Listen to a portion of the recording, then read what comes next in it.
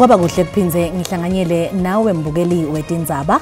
Nalamuhla ngitethula bukhoma ngise Auckland Park emkhulukhaya we SABC lishonile. Asibongeke ukuthi ukhethe thine nati lethamba embili lamuhla. I've never met Matlala alone. I've never met him in the company of Mkhotsi. Indvuna yelitiko letemaphoyisa lemisiwe emsebentini Senzo Mchunu ithi ide budlelwane na Brown Mkhotsi nasomabhizinisi Vusimuzi Kate Matlala. We've enhanced our security around the management of the paper in terms of making sure that we don't experience any leak. Litiko letemfundvo eGauteng liqinisete kuphepha kutewuvikela kukopa kwebafundzi njengoba kuqala luhlolo lekuphela kweminyaka lwamatikuletsheni. Indvuna yelitiko letemaphoyisa lemisiwe emsebentini Senzo Mchunu iqhubekile nekwetfula bufakazi ngembi kwelikomiti lephalamende leliphenya ngenkohlakalo nekungenelela kwabosopolitiki emsebentini wemaphoyisa. Mchunu utshele lelikomiti ukuthi ude budlelwane na Brown Mkhotsi na Vusimuzi Kate Matlala. Indvuna Mchunu imile kule kuthi ke yalandzela yonke imithetho nayihlakada litsimba lemaphoyisa leliphenya ngekubulawa kwabosopolitiki. Indvuna yemaphoyisa lemisiwe emsebentini Senzo Mchunu iphikile ukuthi yacela somabhizinisi wale Northwest Brown Mkhotsi ukuthi ahlele isidlo sandzambama. Mchunu uthi ude budlelwane na Mkhotsi. Utshele lelikomiti lephalamende ukuthi amangacela usizo kuMkhotsi noma ngabelwane lolifake ikhatsi imali. I didn't know any dinner. I didn't organize any dinner. I didn't send any list. And when I saw the list of people called, said to be my invitees, I know of no one here. Mchunu utsakamati Vusi Kate Matlala. Utsakake ambone ngeliso lenyama. Uthi wacela kuvanga ngesikhathi kuvela inkohlakalo leyendeke esibhedlela seThembisa. I've never met Matlala alone.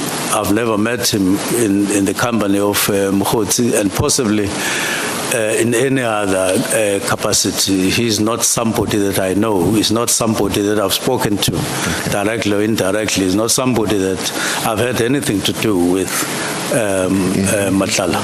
Lendvuna lemisiwe emsebentini igcizelele ukuthi kuhlakada kwakhe licembu leliphenya ngekubulawa bosopolitiki bengakayamane nokhanjiswa kwemadokethi lalikhulu ne21 lanemininingwane lebucayi lasuswa KwaZulu Natal ayiswa ePitoli. Lesento sasuswa umsindvo wengenelela kwabosopolitiki emsebentini wemaphoyisa. Mchunu uthi lelitsimba lemaphoyisa belisebenza ngaphandle kwemtsetfo kanti belingekho ngaphansi kwetinhlaka temaphoyisa. I'm not sure of any docket in Spear's office. But essentially, because there was no word on dockets in my directive. Uyaqhubeka kuhlala kwaleli komiti. Fakazi losuka ngaphansi kweluphiko lolusebenza ngemacala ebugebengu lobuhleliwe uvele kukomishana yamadlanga elangeni lesibili. Lo fakazi lowatiwa nga-A loliphoyisa uvete insolo tekuthi kungendeka kwaba khona kungenelela lebekuhloswe ngako kuvimbela kuboshwa kwalakhe Mlife longumshana wemsolwa ecaleni lekubulala kaTiso Mlife. Ngoba nencwadzi lekhishako legunyata kuboshwa kwalakhe Mlife lofuneka ngekubulawa kwainjinela amaTswati lobakade leminyaka le-30. Mlife kuthiwa solo ugcwele iganga kusukela ngengongoni eminyaka lofile kanti amaphoyisa solo amfunisa kwenyalithi. There was a warrant for him on this case of murder. He was a wanted suspect, as Mlife was a wanted suspect. And he was not found on that day, and he has not been found to this day. Kube khona ke ngembuto lovelile ngekuboshwa kwaKatisi Mlife lo solo ngekuba ngqondongqondo kuloweni kwaSwarte. What did you understand this person to mean when they say the person you've just arrested is of the generals? I understood him to say now you will have a lot of resistance from the generals. Ligama leGeneral Sibiyana kulesiwombe salomuhla livelile. That was my understanding, but my understanding was further than that. I understood Colonel Mkwena to have been getting pressure from General Sibiya to say, you talk to your members. they must not do this, they should have done this. Kusenjalo ufakazi B kulenzeleke ukuthi ethule ubufakazi lekomishana ngekhamba kwesikhathi kucacisa ngekuyamaniswa kwalakhi ekubulaweni kwaSwart. Kubulewe bantwana lababili nakudutshulwana eWestbury eJozi lamuhla. Labane basatfola kwelashwa kanti kulandzela kudutshulwa kuso lesigameko. Emaphoyisa athi imibiko ikhomba ukuthi lesigameko sihlobene nemagenge. I-anti-gang unit isenzaweni yesigameko kanye nemaphoyisa lakoleka bufakazi. Kuva kabanti sikhulumisana nenzatheli ye-SABC Calvin Dludla losenzaweni yesigameko. Sikubingelele sikwamukele etindzabeni teSwati Calvin. Asibingelele kuwe sibingelele nakumbukeli wendaba ze-SABC esekhaya kanti njengoba ushilo sila eWestbury kula eGola qhelile kakhulu nalapho emsakazweni kanti okusilethela aza kwethu ukuthi ke kube nesigameko sokudubula esenzeke la ngikhona imbiko ke ithi ke kunabantu ke abathathu abangabesilisa abavele bavulela ngenhlamvu ebafaneni abayisikhombisa uma sizwa ke singamaziko eindaba ehlukene sithola ke ukuthi ke ababili kulabo bashonile kanti ke abahlanu baphuthunyiswe esibhedlela iHelen Joseph okuyisibhedlela esingaqhelile kakhulu la sike saba ke nenkulumo ngxoxo noyiphini lomkhuzi wamaphoyisa la esifundazweni eGauteng uMajor General Fred Kekana ochazile ke ukuthi ke amaphoyisa abekade zulazula la endaweni ezwe ukuqhuma kwesibhamu ke abe esenikela endaweni yesigameko uyashoko ukekana ukuthi ke uma afike ke sekudutshulwe abafana ke ababili kodwa ke ngokusho kwakhe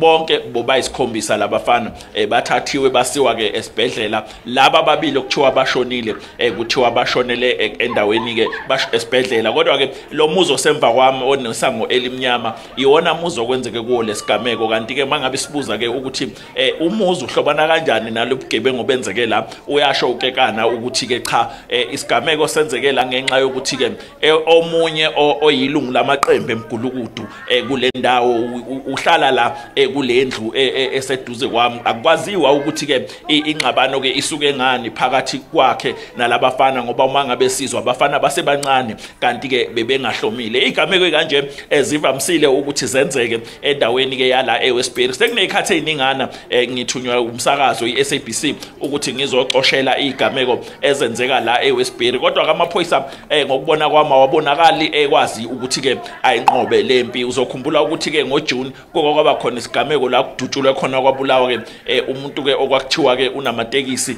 khona kule ndawo kodwa mangabe bekutshekwa ngophenyo kwatholakala zakwethu ukuthi ke lo muntu ke uyilungu leqembu emgulukudu kule ndawo maphoyisa ke akhiphe istatement esikhishwe owakhulumelayo la esifundazweni eGauteng uBrigadier Brenda Mridili othe lolu hlobo lobugebengu leyamene kakhulu namaqembu ke emgulukudu ngoba kule ndawo kunamaqembu ke emgulukudu amabili adlana ke imlala noma kunamaqembu emgulukudu ke angafuni nokubonana kanti ke imvamisa ke inkinga ebakhona uma ngabe kulwamaqembu emgulukudu la eGoli eindaweni ezifana noEldorado Park eindaweni ezifana noRivali eindaweni ezifana noNorth Geseg eindaweni ezifana noWestbury kugcina kudutshulwa noma kudubuleka abantu ke abangasahlangene nalezi igameko kodwa ke amaphoyisa athi ke ayabaza basolwa futhi ke ayazi wona amaphoyisa ukuthi ke azobatholaphi ngoba athi kithi singamaziko eindaba ehlukene ayazi wona ukuthi labantu bahlala kuphi ngoba babanjwe ku video benza lobu bugebengu ngakho ke angeke kuze kube nzima ukuthi ke babathole kodwa kwamanje amaphoyisa sabahleze ezithendeni ushilo ukekana esengivala ukuthi cha bayanxusa nomphakathi uma ngabe ungakwazi ukubalekelela ukuthi ke ushayele inombolo yamahala yamaphoyisa ethi 08 600 10 111 08 600 10 leyo nombolo iyona ezosiza ukuthi ke amaphoyisa akwazi ke ukucinga igilamkhuba. Calvin asibonge kakhulu isikhathi sakho. NguCalvin Dludla inzatheli etindzaba teSABC mbukile udivele ke nawe useWestbury khona lapha eJozi lapho ke lamuhla ekseni kudutshulwe bantwana besikole labasikhombisa kanti kwashona lababili kuphela kepha ke uyethembisa ukuthi emaphoyisa ashilo ukuthi ayadi ukuthi bobani kanti futhi ikhona ke ivideo leqophile kwabonakala ke labo basolwa sinelithemba lekuthi ke mhlambe batawutfolakala kuqhubekela embili netindzaba njengoba ke bafunzi bamaTikuletsheni baqale kubhala luhlolo lwabo lwekuphela kweminyaka lamuhla bafunzi eGauteng bathi bakulungele baphumelele kwenda kahle kulolu hlolo. Lokhulumela litiko letemfundo eGauteng Steve Mabona uthi ke litiko liqinise tekuphepha kulolu hlolo lwekuphela kweminyaka. Bangu 188,000 bafundzi eGauteng labaqalile kubhala lihlolo lwabo. Litiko letemfundo eGauteng liqinisete ukuphepha kutovikela kugopa kwebafundzi njengoba kucala luhlolo lwekuphela kweminyaka lwamatikuletsheni. Lokhulumela lelitiko eGauteng Steve Mabona wexwayise bafundzi ukuthi batiphathe kahle baphindze bathembeke. We've enhanced our security around the management of the paper in terms of making sure that we don't experience any leak. That's why when we were signing with the candidates on Friday their pledge, we put an emphasis on rules of engagement. Litiko letemfundo KwaZulu-Natal lithi lelilanga lokucala kubhala kwelihlolo lekuphela kweminyaka lwamatikuletsheni luhambe ngaphandle kwetihibe. Ama-district or ama-examination centers aseqalele ukubhala nawukho ukuphazamiseka kube khona. Sithuma kakhulu abantu bakithi ngoba if ukuthi abekho about-support to education ngabe sizwile ukuthiwa khona abaphazamisa ama-exam. Umphathiswa welitiko letemfundo Free State Dr. Mamiki Maboya uthi banelithemba lokuthi bafundzi bamatikuletsheni ba-2025 batawugcina lesifundza njengaleso lesenda kahle kuleli. We have given our learners a lot of support. We have had extra classes, some of them, happening during holidays, weekends, and so on. So we have really given our kids a lot of support. We have conducted even virtual lessons, especially in your critical subjects such as your maths, science, and so on. Bafundzi labalinganiselwa ku 900,000 velonke babhala luhlolo lwekuphela kweminyaka lwamatikuletsheni. Sikubutile ke mbukeli ukuthi njengobe lamuhla kuqala kubhalwa kweluhlolo lwekuphela kweminyaka lwamatikuletsheni ingabe yini lo yendile ungumtali kulungiselela ngekwemicondvo umntwana loyobhala amatikuletsheni uphendvule ngalendlela. Mhlansi phansi umntwana ngamluleka ukuthi angastress athathe nje ngathi itest nje lava ngisuku ibhala esikolweni ngakho bafisa futhi nenhlanhla kuzo zonke izikole khona eCaroline. Ngidla ngokuthi mina kuqala unyaka umntana makazimisele esikolweni ukuze xa kuphela unyaka avuna into ebeyilimile. Ukukhuthaza nje umntwana ngokuthi atshelwe ukuthi ke uzokwenza kwenzeke akabe positive naye azimisele azinikeze isikhathi sokufunda nokuthi ke uma ngabe setadisha noma ngabe sefunda angaphazanyiswa. Njengekuthi namuhla baqala kubhala into lengibatshele yona abantwana ukuthi ngiyoba nabo ekuqaleni nasekupheleni kwema-exam into lokumele ukuthi ayende ukuthi atimisele ngoba uyadada ukuthi ufunani empilweni. Hayi msasazi umntana uthe xa iphuma apha endlini samnikeza umthandazo ukuba ayilikho enye into akanokuyifumana ngoba uthandazo umsasazi. Lona ngumbono wembukeli iSABC ede yetfeswa kutiphendulela ngawo. Mbukeli sayojika etolo siyabuya ungahambi.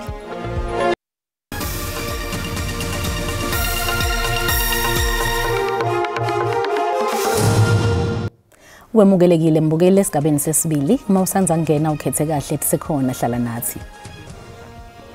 Bantu labakhubatekile ePinari eMpumalanga bathi kusebenzisa timoto letitfutsa sive kuta netingcinamba bathi lingendi lebantu liyehluleka kuba nesineke kanzi labanye abafuni kubasita bacela litiko letekutfutsa njengoba libungata tekutfutsa kulenyanga ukuthi ke lithathe isikhathi lifundzise bashayeli ngekuthi bangabasita njani.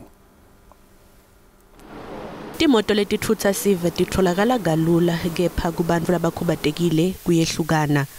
Labanye bathi akusilula kusebenzisa emabhasi nematekisi. Nebhasini abangibelisi kufuna ngicela umuntu lo uqhamuka ngendlela nabo abantu bajahile bayemsebenzini abakhona ukuthi bangisithe asikhathi bangishiya lapha ebhasini ngifika late esikolweni. Thembisi bandelo neminyaka lenge-53 ubudzala longaboni kahle emehlweni uhamba libanga lelidze kuyothola ematekisi. Sometimes uyambekisela ngehla endzaweni leso athi ngidawumemeta mina ukuthi sesifikile endzaweni umchazele ukuthi angiboni. Umphathi lomkhulu kaBasco noRafa Kude uthi emabhasi anato tinsita letakhelwe bantfu labadzala nalabancane labakhubatekile. Letibambo di-bright yellow ukuthi laba nenkinga yemehlo bakhone kubona naw gibela le kumuntu omdzala olophathekile iyehla le bhasi good. Kanti ngetulu kwaloko umphathiswa weTekTrutha Thulasizwe Thomo uthi balitiko basebenta nebashayeli emitameni yokuthi kube lula kusebenzisa TekTrutha. Siyazi ukuthi kunengcinama ezikhona abantu bakithi abaphila nokukhubazeka ababhekane nazo. Esicabanga ukuthi siyazilungisa singuhulumeni okhona. Asesibuke lokwakulinzela lamuhla uma kubumbana insimbi yemfica.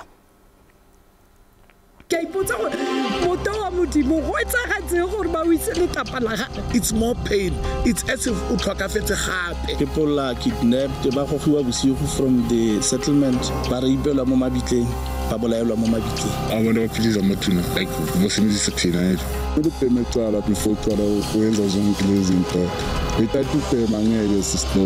Indawo enjengamathuna indawo engcwele akusila umuntu wadlalela khona.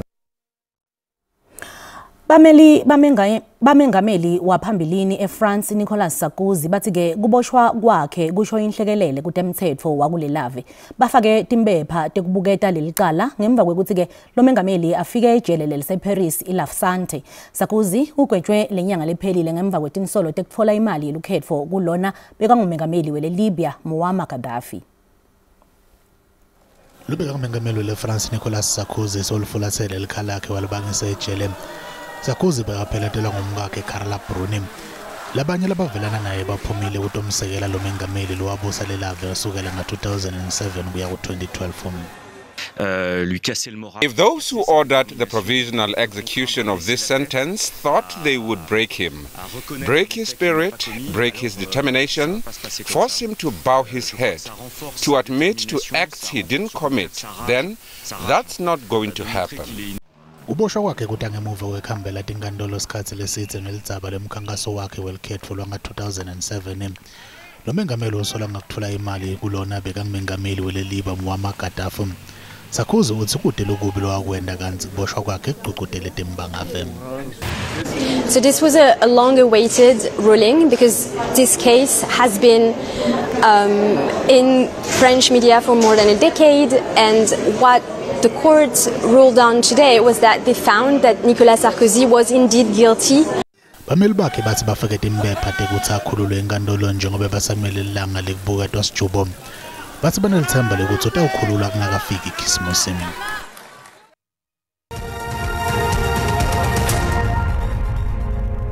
Nasivakashele timakethe tetimali sifuna ukuthi lirandi lehlile nalicathaniswa netimali takulamanye amave.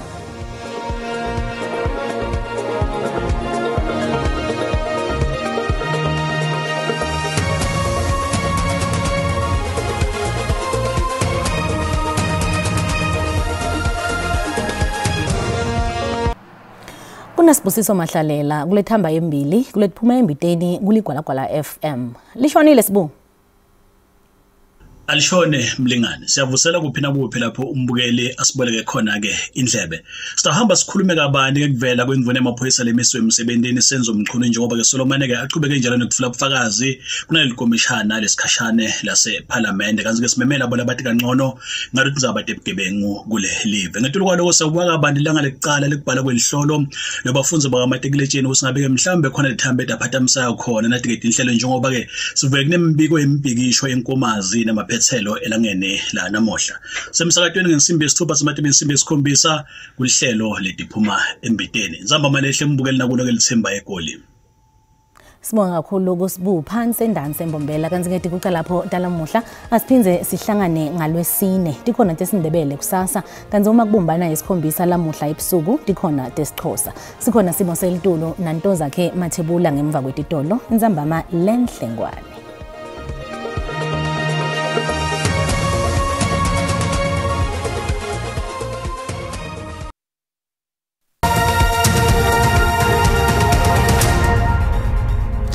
ngedela shona ngena nzabatalo kanjalo ngedela shona ngenaso simo selitulwa sikubingelele sikwamukele kanzi ke masibuka sithombe sethu kusihlwa namuhla akhombisa ukumahlaya kakhulu ke mathuba emvula cisheke la sifunzeni ke la iNorthwest ohleleke la eNorthwest ngola lomuhle kanzi ke lichubeke njalo nengibhoya ngemafu njengoba ubona livulile ke la etifunzeni ngola lomuhle letsilgwini nelive kanzi ke la ngeni la kusasa ngola lomuhle likhombisa ke kubalela cisheke even lonkana kepha ke ukhona lo moya lovungutako lo wehlela ke etifunzeni lethentshola Kapa ngola lomuhle njengoba ubona nemafuke yakhona la yobe akhasa phasi ke enobeke inkungu yobe ikhasa phasi ke la ngeni lasekuseni ngola lomuhle kanzi ke masichubeka sibukela ke la sixwayiso lesivala baka South African Weather Service la ngeni la kusasa ukhombisa ukuthi ke ngahle kuchubuke ke umlilo lwetsite mabuka ke la engcenye yesifundza ke la iNorthern Cape kanjalo nesifundza ke la iWestern Cape ngola lomuhle kanzi ke masibukela ke mazinga ekushisa kutheme njani kakhulu kade la ngeni la kusasa masibuka ke la sifundza iGauteng izaba lefana nabo Pretoria lapha ku 25 ilipolo leJohannesburg nga 23 kanjalo nase Springs 24 mabuka nzawo lefana ke la nabo Bronkhorstspruit kanzi ke sifundza iLimpopo nzawo lefana nabo Musina lifuthumele nga 28 eliphala leThohoyandom wehleleke kubophalabula kanzi ke lapha ku 25 mabuka nzawo lefana nabo Pilapila nakubo Makopane kanzi ke sifundza iMpumalanga nzawo lefana nabo Mbombela lapha ku 26 njengoba nasi sifundza sikhombisa ke kubalela kepha ke kupholile mabuka kubo Carolina ngaye ke la 22 23 eMelo kanzi ke 24 eStandard kanjalo ke nase Secunda ngola lomuhle kanzi ke iKwaZulu Natal nzawo lefana nabo Mnambithi lifuthumele ngaye ke la 29 kanjalo kubo Pietermaritzburg 25 mabuka kubo Port Shepstone kanzi ke 28 uLundi wehleleke kubo Richards Bay ngola lomuhle kanzi ke sifundza iEastern Cape nzawo lefana nabo Malitswa lapha ku 27 lifuthumele kuyashisa mabuka nzawo lefana nabo Grafi nangale kubo Ncuba nga 36 35 kona Joli kanjalo nasemthathe Makhanda lapha kuye na 33 kashisa kuleto nzawo lotoyo kanzi ke sifundza iWestern Cape ngola lomuhle nzawo lefana nabo Fredendal shisa likhipha umkhovetsheni njengoba lapha ku 40 kepha ke mabuka nzawo lefana nabo Hlelo Williams lapha ku 39 36 nzawo lefana ke la nabo B4 West kusho ukuthi kuyashisa kunasi sifundza ngola lomuhle kanzi ke sifundza iNorthern Cape nzawo lefana nabo Sutherland lapha kuye ke la 30 kuyashisa nangale eSpringbok lapha kuye ke la 35 kepha ke iDR lihleli lapha ku 30 mawubona kubo Uppington ngola lomuhle lapha ku 33 kanzi ke iFree State nzawo lefana nabo Bothaville bo Ferris Smith lapha ku 28 nakubo Harriet Dam lo sho ukuthi lifuthumele leto nzawo leto kubo Kronstadt nakande kubo Welcome kanzi ke 25 ekakhulu kade eFixburg ngola lomuhle masichubeka sibukela ke la sifundza ke iNorthwest kakhulu kade eTosca lapha ku 29 lifuthumele leto nzawo leto kubo Vryburg kubo Taung kanjalo nangale kubo Bloemhof ngola lomuhle likhombisa ke la ukufuthumala angisho ngithi kungako bengikuphathele kona ngibusuku abube lobuhle